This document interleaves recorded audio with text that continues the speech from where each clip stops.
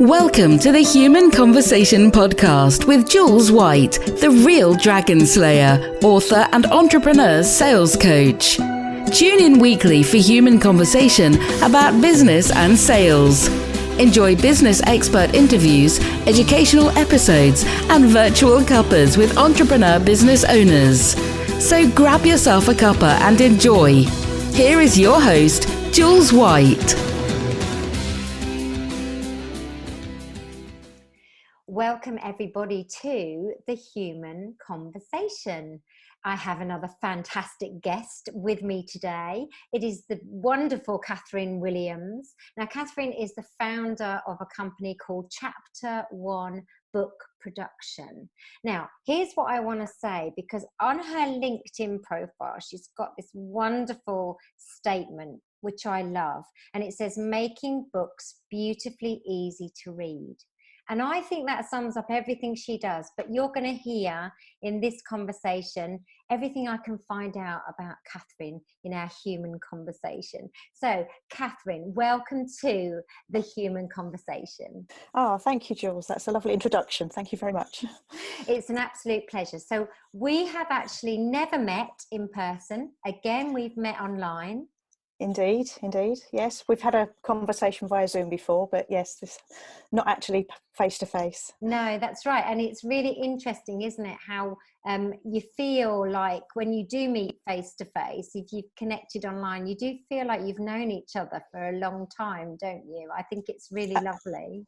Yes, absolutely. I mean, I've found that with a lot of people that I've connected with online, more so in the last year or so. People I've really connected with, and then you go and see them because you're going to the same networking meeting or something, and it's just like, you're friends already, aren't you? You are. It's lovely. And we have a connection in a sense because I was actually brought up and went to school in Stevenage, which we like to call Saint Evanage, don't we, Catherine? Absolutely. But you're actually based in Nebworth. Now, if anyone knows Exactly. Nebworth, they know that it's very close to Stevenage. So that was interesting, wasn't it? It very much so, yes. Just 3 miles down the road. Yeah, it's amazing. So I think some of the children that went to school with me were actually living in Nebworth. They used to bus into school, so. Indeed, yeah. I mean, my children went to schools in Stevenage as well, so yeah. Yeah, so small world, as they say. So look, let's start talking about Catherine, because I want to know all about you. So just tell me a little bit. I like to start at the beginning, because we'll find out more about what you do today. But where did it all start in your career? What did you do when you left school, for instance, Catherine? Well, after school, I actually went straight to university. I did a year at Keele University. Absolutely hated it. It's one of those universities that's all on campus, all the halls of residence and everything, and it felt very insular. And I had to kind of escape from it every weekend. So I left after 1 year and then went to the City of London Polytechnic, and believe it or not, I did a degree in accountancy, which is about as far removed as you can get from what I do now, except for doing my own accounts perhaps. So anyway, as part of that degree, there was a marketing option in my final year, and I then chose to do my dissertation about marketing charities, because both my parents were quite involved in the voluntary sector. And then leading on from that, my first jobs were in the voluntary sector. I started out as a PA to, she was called the Policy Development Officer at the Mental Health Foundation, and she was involved in organising conferences about mental health issues. So I was her assistant and helping her with that.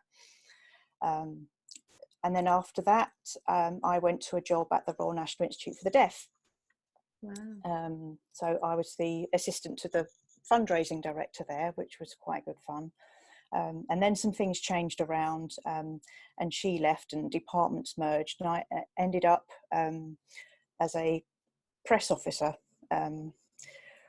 which seems kind of strange now because I'd never had any dealings with the press before, but what I actually ended up doing was supporting the regional fundraisers with some of their publicity material around the events that they were organising. And then as part of that, I was using a program called PageMaker to create the posters and the invitations and things like that. And I really enjoyed doing it. So anyway, that was then. And then I had a little break having my children.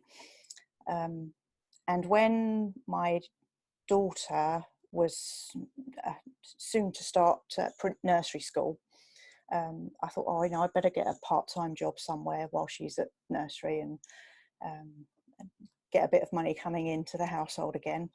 And in Nebworth, there was this little company called Able Publishing, and they had a sign up in the window saying assistant wanted. So I thought, oh, okay, I'll pop in and see what's what. And it turned out that they were looking for somebody who knew how to use PageMaker. And what they did was to help authors who were wanting to literally produce maybe 20 or 50 copies of their family history or a local history or whatever other book they'd written, but they wanted to do it themselves and they wanted to do it on a small scale. So that was what Able Publishing did, is they helped those authors to get their books produced and printed so that they could give them away to their family and friends. So now it kind of feels like I've come full circle because I'm helping self-publishing authors again.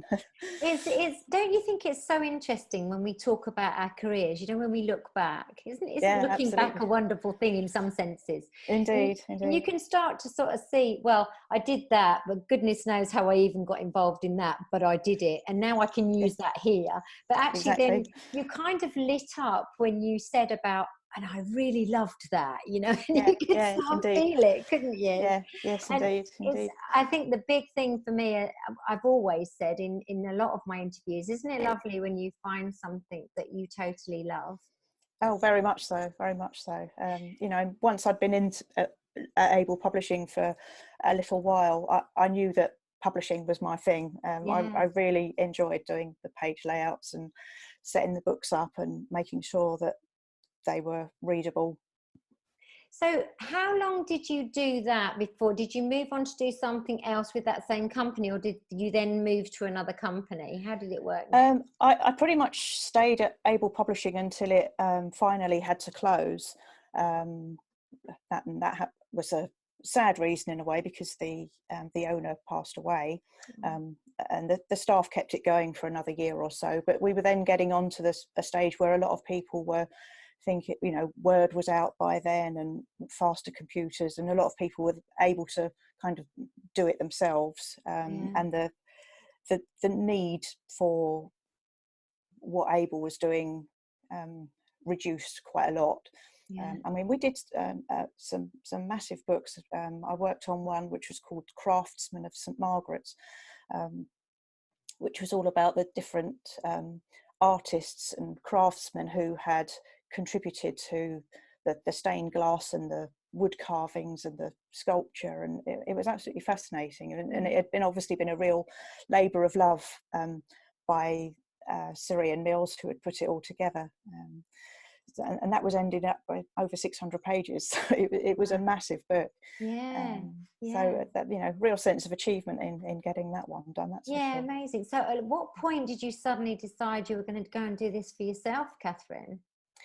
Well, in between Able and what I do now, I spent 7 years at a company called Robert Hale, and they were a family-owned independent publisher based in Clerkenwell, and I was the design and production manager there. So I was commissioning artwork for covers, undertaking some of the page layouts myself as well there, liaising with external freelancers to do other bits of page layout and everything under the sun really. But I was managing the production of something around 20 books every single month, so that's fiction and non-fiction. So I learned a huge amount while I was there. And then sadly in 2015, they decided that they were going to stop trading. So all the staff were made redundant. I have to say, in hindsight, I suppose the writing was on the wall, but I didn't see it at all at the time. So it came as a bit of a shock. So I spent all their imprints were sold to another publishing company called the Crowwood Press, and because there were still some works in progress, I was able to acquire the iMac that I used at work and then finish those jobs on a freelance basis for Crowwood. That was where the seed started, shall we say, for what I do now. Yeah. I think at that time I wasn't quite ready just to go out and think, oh, well, I can work freelance now, I can do it all from home. So in the interim, I also took on a maternity cover contract working at DK, who do lots of lovely travel guides and children's books, and I worked in the Life team, which does the gardening and cooking and craft books. So that was absolutely wonderful. I really enjoyed lovely. it. I mean, it feels like you've been surrounded by the kind of book world for really some time, then, doesn't it? When you think, oh, very much so. Yeah, I mean, even as a child, my mum was an avid reader, still is. And one of my favourite things that we did every week as a child was going to the library, so I could choose new books. And as a young child, I thought, being a librarian would be a great job, wouldn't it? Because I'd just be surrounded by books all day, and I might have to stamp a few when people come in and out, and put a few back on the shelves. But basically, I'll be able to read all day. I love that. So just while we're talking about reading, what's your favourite things to read now, Catherine? Favourite things to read now? I tend to go for the psychological and crime thrillers. I know. My mum loved those books, Catherine. She would. I'm not a massive reader, if I'm really honest, but she had shelves of books, and she was always reading a book. And she loved these kind of psychological thrillers. And even on the television, she'd watch them, and she'd know who'd done it. She was lovely. But isn't it nice to know that you're actually a reader? It's your passion as well as what you actually do in your job. I think that's very really much wonderful. So. Yeah, very much so. Yeah, I mean, to be honest, this year I think I've got up to. I did signed up with Goodreads a few years ago to try and track what I was actually reading, and set myself a challenge of reading 40 books in the year. Wow. I think last year I got to 30 something, and this year I've only managed 23 so far. So, well, you're obviously busier then, Catherine, aren't you? Well, yes, to some extent. And this year I've read more non-fiction as well, because I've been reading the business books and the self-help books and things as well as the fiction. And that included your book, of course, Live It, Love It, Sell It, which was we found brilliant. So. Oh, thank you so much. I don't want to tell the audience that you were asked to give me a plug there, because she really wasn't. No, not at all. Not at all. But thank you. I appreciate it. And on that note, actually, what you've got on Facebook, you've gone together with a couple of other ladies, and you've got a group, haven't you, that looks at reading? We have, yes. It's called the Small Business Owners Book Club. Love it. It actually started off with a few of us in a group on LinkedIn. It was a lovely lady by Tracy Short who runs this LinkedIn group called a Breakfast Club, and there's lots of lovely people in there, and I've met most of them now as well in person. So we started off just within that LinkedIn group, recommending a business book, and then we'd all read it, and then we'd have a discussion about it online.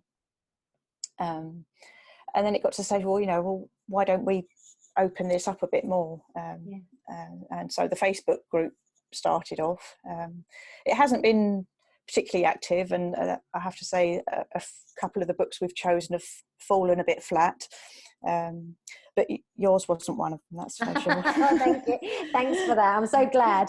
But then, you know what, when you've got a small community like that, you're not always going to have books that everybody loves, and isn't that the beauty of it all, really, Catherine? Oh, totally. Yeah, yeah. You know, we're all individuals. We all have our own likes and dislikes, and um, you know, different books are going to appeal to different people. So yes, exactly. You know, I think it's interesting as well how people read a book. So when you've got a group like that and you're giving feedback, it's really interesting to see what people really noticed about a book compared to what someone else really noticed about a book. And I love that. yeah, very much so. Yeah, That's yeah. wonderful. I think as an author, I'm so much more aware of that now as well, which is quite exciting, you know. Yes, yes. I'm sure you are. I'm sure you are. So I want to Yeah. talk about what you do now because it's really great, and I want to talk about the reasons why it's great. So obviously, I'm sitting on the side of the fence where I'm an author and I've published a book. You're sitting on the side of the fence where actually you're part of that process in being able to publish a beautiful book.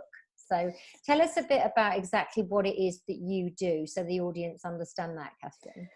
Okay then.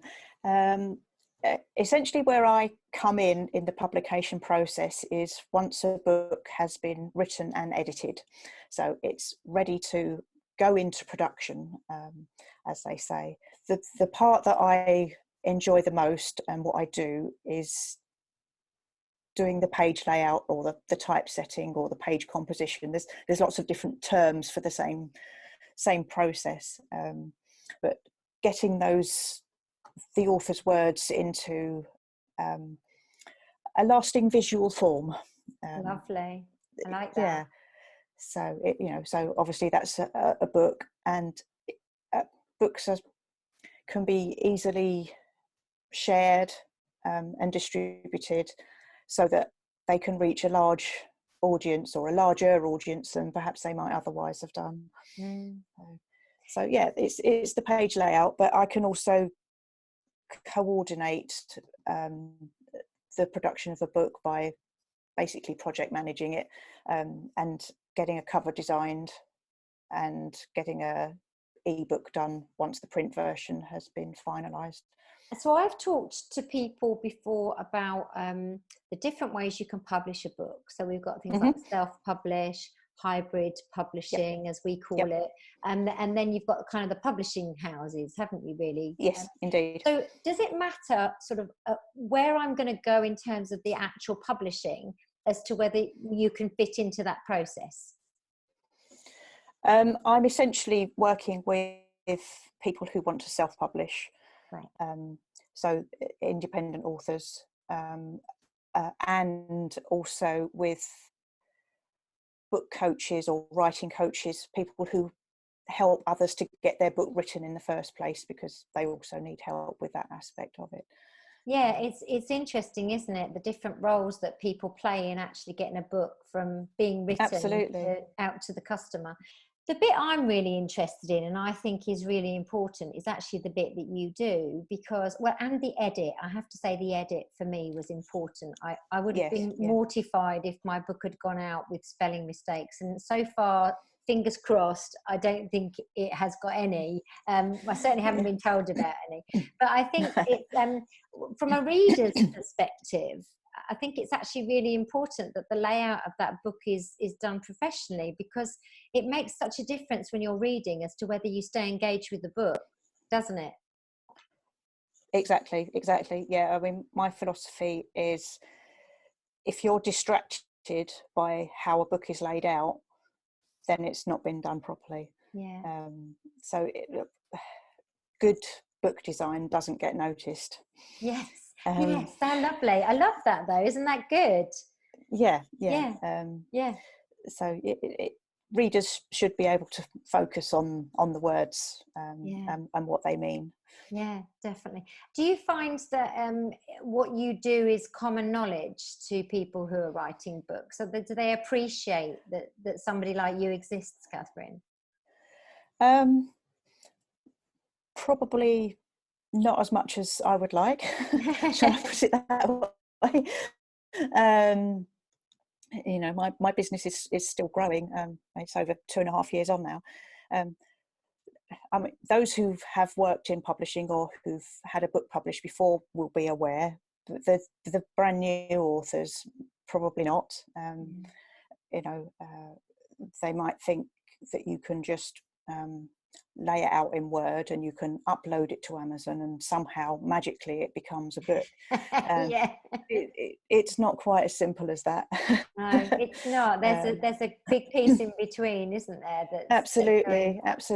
You know, there are certain conventions with book design around the margins and the leading, which is the line spacing and word spacing, and trying to make sure that you don't get what are called hyphenation ladders, where if you've got, say, 3 or 4 lines in a book where there's every end of line is hyphenated, you just get that row of hyphens, and that's a distraction, I think. Yeah. Or you can get what are called widows and orphans, so those single lines at the top of a page or the bottom of a page, which don't look right either. I love what you call them, widows and orphans. You know, it sounds, obviously that sounds a bit morbid, but it kind of does sum up sort of how these lovely lines of text are left on the page, doesn't it? Indeed, You know? indeed, yes, yes. I mean, there are all sorts of weird and wonderful terms in typography, I have to say. So I know you said in the chat that we've had that you work with, obviously directly with independent authors, but equally you have a relationship with writing coaches. I do, yes. You know, or author coaches. I had a writing coach when I wrote my book, and she was an absolute godsend. I don't know whether I would have completed writing my book without her. And it wasn't so much that she wrote my book for me, but she kind of kept me accountable, which was a huge thing for me, you know. So I think it's really great that you're having that relationship with these guys, because more and more authors now are using writing coaches, aren't they? Yes, yeah, absolutely. Yeah, I mean, it's a funny thing, because when I started this, I kind of assumed that I would be mostly working for traditional publishing companies, and I wasn't, weirdly, even aware that book coaches or writing coaches even existed, or, you know, that was a thing that people did for a living. So that's been, you know, really good to make those connections and to start collaborating with some of them. Yeah, definitely. And I think times have changed so much, you know, the fact that pretty much anyone can write a book now. You know, when I was young, you know, you didn't write a book just like that, because you would have to get a publishing house to publish that book for you. Exactly. You know? Yeah, exactly. Yeah. So, you know, in one sense, I think it's absolutely lovely that anyone can write a book. But I also think we need to be very, I think it's very important that we maintain the quality and the beauty of books. And I couldn't agree with you more there. Absolutely. You know, I think it's really important. If nothing else, what we said earlier about the engagement of the reader, in that they want to be really not noticing whether this book is badly laid out. I love that, Catherine. Yeah, no, absolutely. I mean, to my mind, you shouldn't be able to tell the difference between something that's been self-published and something that's been traditionally published. I mean, maybe the print quality is slightly less with the print on demand houses than with some of the big printers that are out in the Far East, for instance. But aside from that, you know, the page layout and the cover design should be on a par with anything else that's out there. So what's your biggest advice to anyone who wants to write a book from the perspective of how you add value to the journey? Well, the first thing is know who you're writing for. You have to consider the audience and how you're going to sell it before you start writing, I think. As far as its design and production is concerned, keep it as simple as you can. If you're, let's just assume that it's being typed in Word for the sake of argument. You know, you can do your headings and you can use italics where you want to emphasize something, but you don't need to try and actually format it yourself at that stage, because the chances are, certainly when you've done the first draft, a lot of it's going to change anyway when it gets revisited and edited. And a good editor will be able to sort of analyse it to some degree and identify what level of headings need to be there. I mean, for fiction, obviously, it's different. You've basically got your chapters and the story flows through. But with non-fiction, you've obviously got a lot more structure involved in terms of headings and subheadings and subheadings, and you might have bulleted lists and numbered lists and diagrams and illustrations. So yeah. So true. I think it's a case of, don't worry about the formatting when you're writing it. Yeah. I think it's great advice because, when you are, I had a really strict English teacher, Catherine. He was horrible, I honestly didn't like him. Bless his heart. I'm sure, I hope he's still around somewhere, but goodness knows whether he is. But he frightened the life out of me. But I have to tell you, he gave me this one lovely thing, which I'll always take through my life. He gave me the ability to be able to write quite beautifully, and also how to understand grammar, what commas to put in, where to put my paragraphs, all of those things. By goodness, I knew them because he was so mean. But what the point is, I think in some ways when I write or when I wrote my book, I was always concerned about that. When in some aspects I didn't need to be, because someone was going to edit it anyway, and you were going to, someone like you was going to lay it out and make it look beautiful. So I love that advice, because if anyone's like me and they've been through that process of having a very strict English teacher, they will be very tempted to try and format every single bit of it as they're writing. Indeed, yes, indeed. Yeah, I mean, it certainly helps to know the basic rules of grammar and to know where you need to have apostrophes and not. You don't have to use semicolons and don't use too many exclamation marks either, probably. There was a post about that. Was that you who'd put that out, Catherine? It was, yeah. I'm terrible when I'm writing anything myself, LinkedIn posts or whatever. I'm very prone to not just using one exclamation mark but 3 or 4. So I'm the same. It's like a way for us to express ourselves, isn't it? And then I think exactly, yes. And then I think we got onto the subject of emojis, didn't we, Catherine, as well? Indeed, in that conversation, which was really interesting. Do you think we will have emojis in books? There's a good question for you. Oh, there's a good one.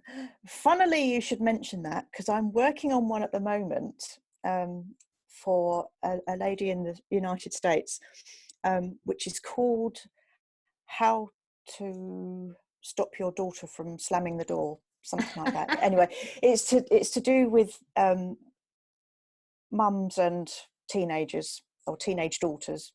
And the relationship and how to manage them becoming a teenager, and she has got some worksheets and things and some exercises to fill in, and some of those involve putting an emoji symbol in the box to show how the mother was feeling and how the daughter was feeling about a particular situation. So yeah, I'm doing a book with emojis in. I love it. Is this going to be a first, Catherine? Because we need to PR this, don't we? It's going to be a first. Yeah, I don't know if it's a first, but yeah. Oh, I'm so excited. And I just thought of that question off the cuff because we've been talking about that post on LinkedIn. That just shows you how this is a very human conversation, doesn't it? Oh, very much so, yeah. So look, tell us, just to sort of round up our conversation, I hope the audience have found it really interesting to hear about the actual the journey of making a book. There's a lot more to it, I think, than maybe we realise, which is fantastic. Yes, I think so. You're this lovely part of it where you really make it look beautiful, because I'm going to use that again because I love that you say that. But who do you want to really connect with? If there was anybody listening now, at what point would you like them to reach out to you to have a conversation about how you could help them? If they're a book coach, writing coach with clients who are almost at the end of their writing stage, and the work's getting published, then contact me now by all means. With independent authors, I suppose ideally the writing stage is almost at an end. Maybe it needs editing and revising and a touching up a little. But if you haven't even started writing, it's a little bit too early, because I take over once the editing's been done. And it's the actual getting the book into production and actually published. No, definitely. But what I would say to people, obviously having been through the process of writing a book, here's your connection now with Catherine, because actually, even if you have only just started writing or you're about to start writing, you put her name on that list so that when you're ready that this is the lady that you can come and talk to, Indeed, yes. Make it part of the plan. So how can we get hold of you? Where should we follow you? Where do you hang out, Catherine? LinkedIn is the best social media platform, certainly. I'm on there every day, pretty much, with the occasional day off at the weekends. But yeah, I'm usually posting something about books or publishing or typography or occasionally some more personal things on LinkedIn. I do have a Facebook page as well, which I don't post on perhaps as often as I should. And obviously you can look at my website as well. What is your web address, just for the listeners? And then I'll put all your links into the text on the podcast. Okay, brilliant. That's very kind. Okay, it's www.chapter-1-book-production.co.uk. Fantastic. It's a bit long. That's all right. Just don't forget the hyphens and then you're going to get it right. But I will put your links in as well. And the other thing I'll do is if you want me to, is I'll put the link to your little small business book group, where you're doing all the reading. Okay. Yeah, cool. That'd be good. So we've talked about that today, and I think it'd be nice for some more people to come and join that. Maybe I'll get my bum into gear and start reading some of these books sometimes, Catherine. Yeah. Indeed. You never know. You never know. One last parting advice. What's your go-to affirmation? Something that somebody said to me a little while ago was, you can't be a secret and a success. And it has stuck with me ever since. So I know that in order to get more business in, I've got to raise my visibility, and that's obviously partly why I go on LinkedIn as much, and partly why I'm on your podcast. Yeah, I love that one. So that was one, and probably also harking back to something that I know you're familiar with, and something that my dad said to me as well is, there's no such word as can't. Love it. I love it. There's always a way round doing something. Yeah, I totally agree. And how lovely that we've got that same affirmation that we share as well, and from our dads. Maybe it's a dad thing. A dad thing, wasn't it? Maybe back then. But Catherine, it's been so lovely talking to you and just finding out a little bit more about you. And I think for the listeners, I'm excited that we are highlighting what it's really like to go on the journey of writing a book and the things you need to consider, Yeah, absolutely. Yeah, it really is. Yeah, and it's lovely to have had you on. So I will make sure all your links are down below in the text so everybody can follow you. Do follow this lady on LinkedIn, because she just posts some really interesting content. It's knowledgeable stuff. And I think it's quite fascinating when you can find somebody to follow who's teaching you things as they go, as well as being able to help you with your beautiful books that you're all going to write. So thank you, Catherine, for joining me on my podcast today. Oh, thank you so much for having me, Jules. I've really enjoyed it. Oh, me too. And listeners, thank you again for joining us. I know that we have some really fabulous listeners now who even write to me and say, we love your podcast. So thank you for that. We love making them.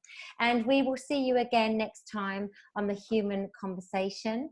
I hope you'll follow us. We are on Apple Podcasts, we're on Spotify, and we are on SoundCloud. But from me, all I need to say is, ta-da for now. You've just been listening to the Human Conversation podcast with Jules White. To find out more about the other work that Jules does, please visit her website, www.liveitloveitsellit.co.uk. And if you enjoyed the podcast, then please do leave a rating and review on the platform you use to enjoy her show. Thanks for listening, and see you next time.